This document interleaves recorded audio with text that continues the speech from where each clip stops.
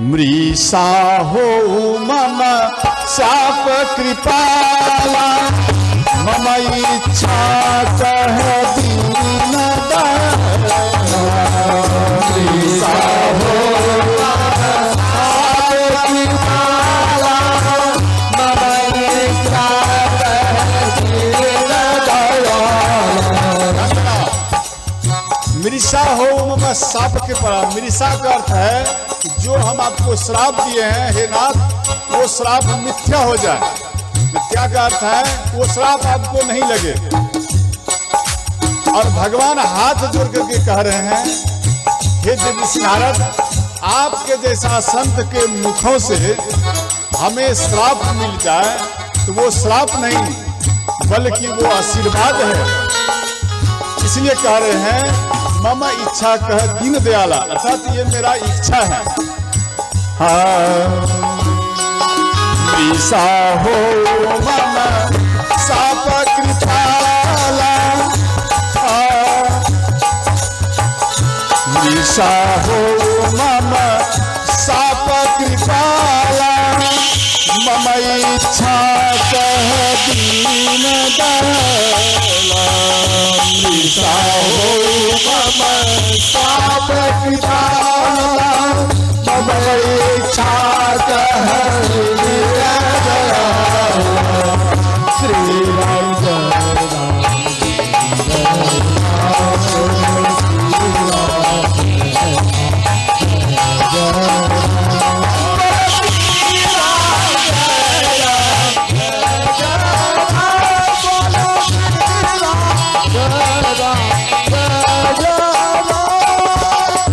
सज्जन वृंदों, माता एवं बहनों, एक बार भगवान नारायण भगवान शिव के गण को, ध्यान देना, देवर्षि नारद श्राप दिए दो गण को, इनको मुक्त करने के लिए और देवर्षि नारद का श्राप लेकर के ये चौथा कल्प की कथा है जो अवतार लिए। और भगवान शिव मां पार्वती को कह रहे हैं, देवी ये चौथा कल्प में देवर्षि नारद के श्राप के कारण आए। मां पार्वती हाथ जोड़कर प्रसन्न हो गई, बोले हे नाथ, भगवान इतना कठोर और श्राप लेकर के अवतार लेते हैं। बोले देवी अभी आगे देखो, भगवान कितना कितना कठोर श्राप लेकर के संतों का और आते हैं। इसके बाद विश्व विदित सत्य के तू कहाँ बस नरेश। विश्व विदित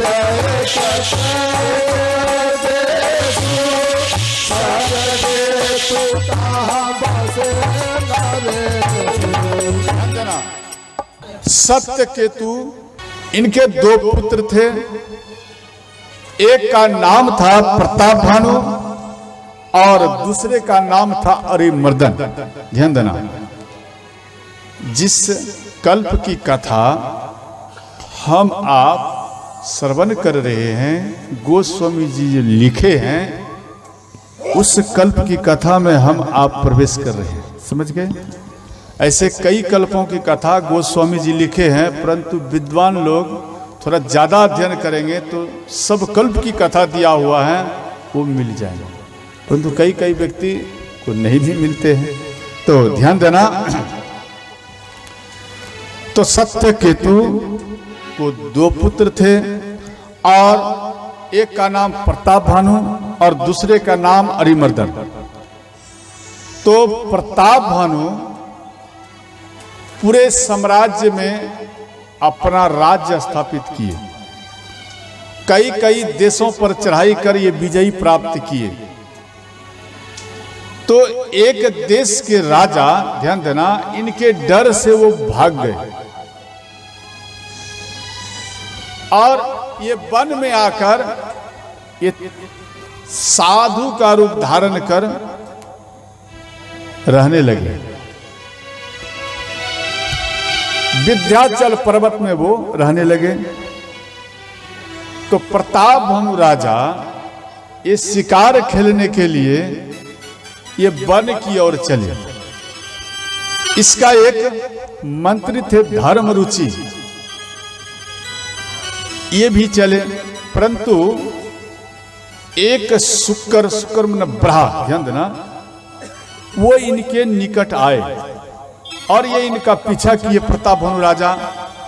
तो इनका पीछा करने के क्रम में इधर पीछे का सब सैनिक इधर उधर भटक गए और ये तीव्र गति से उनका पीछा किए, अकेले पड़ गए। और वो कभी गायब हो जाए, कभी प्रकट हो जाए, इस प्रकार से उसका फिर भी पीछा किए तो रात्रि हो गई। तो वही कपटी मुनि का यानी राजा कपट, यानी कि वो संत का रूप धारण कर उनके आश्रम में प्रताप भानु राजा पहुंचे।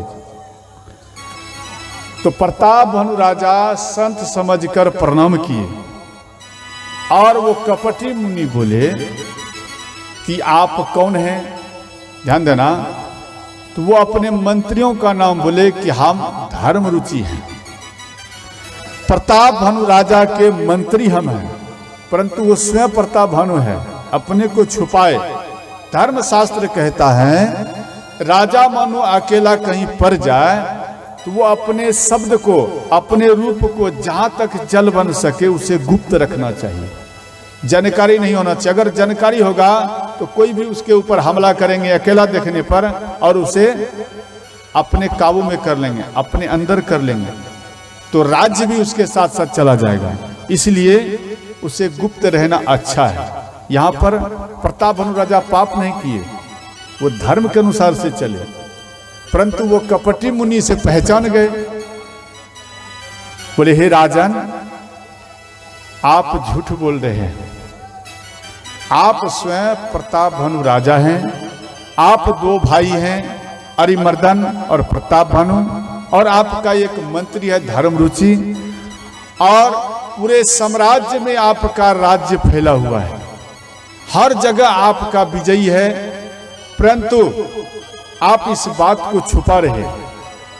ये बात सुनकर प्रताप भानु राजा मन में सोचे कि सत्य में ये त्रिकालदर्शी बाबा है। यहाँ तो पहचान गए, परंतु ये सोच रहे हैं कि ये त्रिकालदर्शी बाबा हैं। तो तुरंत उनके चरण में दंडवत प्रणाम किए। इसके बाद बोले हे राजन, आपके ऊपर, आप तो सबके ऊपर विजयी है आपका, परंतु एक ब्राह्मण है जो कि आपका अधीन नहीं है, इसलिए आप हमारी बात मानो और हमारे बात के अनुसार आप चलो, तो वो ब्राह्मण भी आपका सदा सदा के लिए अधीन हो जाएगा। ये बात सुनकर प्रताप भानु राजा मन में विचार किए, ये भी तो सत्य कह रहे हैं। तो कपटी मुनि बोले तभी आपका पूरे साम्राज्य में आपका जीत होगा। बोले ठीक, इसके लिए क्या करना होगा? बोले देखो, आप अपने नगर, अपने राज्य में निमंत्रण दो सभी ब्राह्मणों को, और 3 दिन बाद हम जाएंगे और रसोई में हम स्वयं रहेंगे, और रसोई हम अपने रसोई जो आपका बनेगा ब्राह्मणों के लिए, वो मेरे उपस्थिति में बनना चाहिए, और उस रसोई में कोई नहीं जाए, केवल हम रहें। तो प्रताप भानु राजा त्रिकालदर्शी बाबा समझकर हाथ जोड़कर चरण में गिर गए। बोले प्रभु बिल्कुल वही होगा। इसके बाद उनको प्यास लगे थे, एक काम करो, सरोवर है बगल में, जाओ जल पियाओ। घोड़े भी थे, ये दोनों जल पिए। इसके बाद प्रणाम किए। बोले एक काम करो, आप रात्रि हो गया है, आप भटक गए हैं, काफी दूर आ गए हैं, हम आपको तपस्या के बल से हम आपको आपके घर तक छोड़ देंगे, आप अभी सो जाओ। तो प्रताप भानु राजा वो सो गए। और इधर शुक्र मन ब्रहा जो थे वो काल केतु थे, ध्यान देना, वो काल केतु वो कपटी थे, वो माया जानते थे, और वही ब्रहा का रूप धारण कर इनके निकट आए थे और इनको यहां तक भटका कर लाए। तो काल केतु को ये याद किए कपटी मुनि, और काल केतु प्रकट हुए। क्यों? ये दोनों मित्र थे। और बोले मित्र आप एक काम करो। बोले क्या? इसको आप अपनी माया के द्वारा आप इसे अपने राज्य में दे आओ। तो काल केतु इनको अपने माया के द्वारा इनके पत्नी के पास बेड पर इसको सुलाए और इनका जो घोड़ा थे ये घोड़ा घोड़साल में दे दिए। इसके बाद वो लुप्त हो गए। सुबह हुए तो जैसे ही प्रताप भानु जगे तो प्रताप भानु देख रहे हैं भाई हम तो अपने घर में हैं और वो भी बेड पर सोए हुए, हम तो वन में थे। और इनका विश्वास जग गया और उसी जगह से दंडवत प्रणाम किए बाबा को, जो त्रिकालदर्शी बाबा हैं। तो अपने साम्राज्य में ये ढोल पिटवा दिए कि सभी ब्राह्मण देवता 3 दिन बाद 2 दिन बाद, अब तो 2 दिन रह गया है, 2 दिन बाद हमारे यहाँ सबका निमंत्रण है भोजन का। कोई भी अपने घर में भोजन नहीं पाएंगे, अगर कोई भोजन पाएंगे तो मेरे हाथों उसका मृत्यु होगा।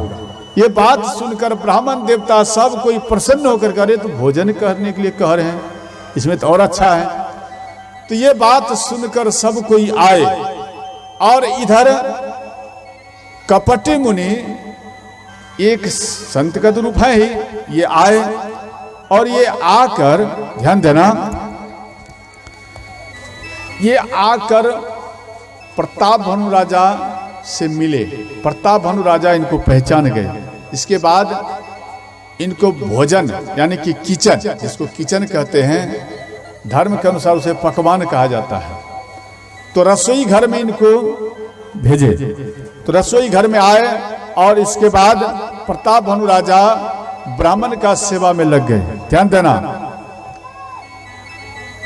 जब ब्राह्मण का सेवा में इधर लगे तो उधर कपटी मुनि और काल केतु, ध्यान देना, तो माया जानते थे, तो जो रसोई बनाने वाले प्रताप भानु राजा के विश्वसनीय थे उसको गायब कर दिए। अब तो ये दोनों है मैन, तो उसमें क्या किए, उनके भोजन में खग मृग को मारकर, ध्यान देना, खग मृग को मारकर उसके सब्जी में मिला दिए। क्यों? धर्म नष्ट होगा ब्राह्मण का। तो जैसे ही मिलाए, इसके बाद राजा को बुलाए कि आप पत्तल लगाओ और अपने हाथ से आप परोसो। ये भी इनको दिए जिम्मेदारी, आप अपने हाथ से परोसो। तो अपने हाथ से परोसने लगे। ध्यान देना,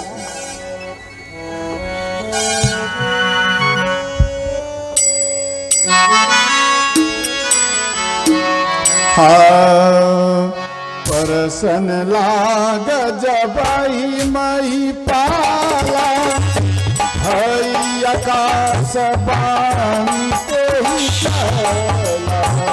परसन लाग जबाई मही पाला, हई आकाश बाणी ते ही चला।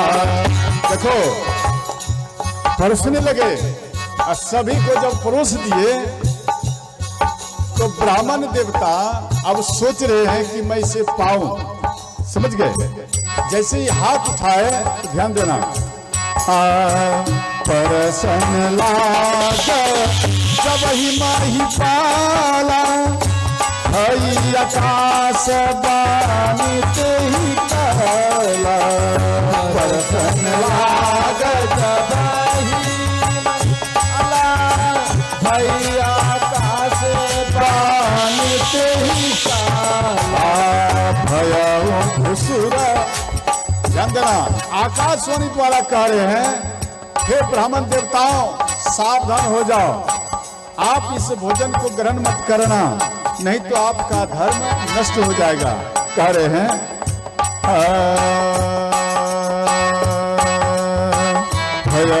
रसोई भुसुर मास, सब बीज उठे मान विश्वास। भय भुसुर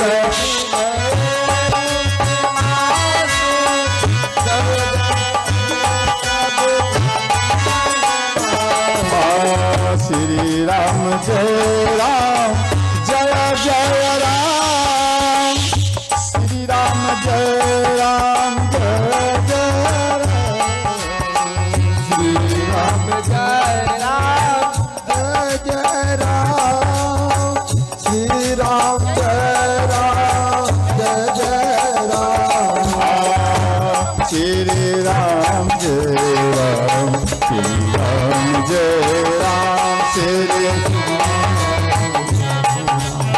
बस करताल लगा दिया करो, करताल नहीं लगाएंगे तो आप सो जाएंगे, समझे।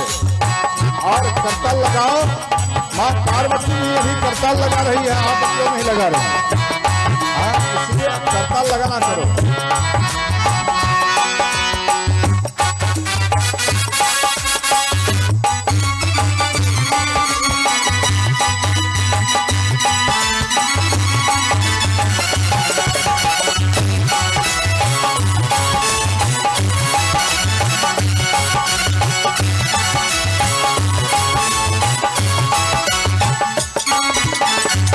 अब ध्यान देना,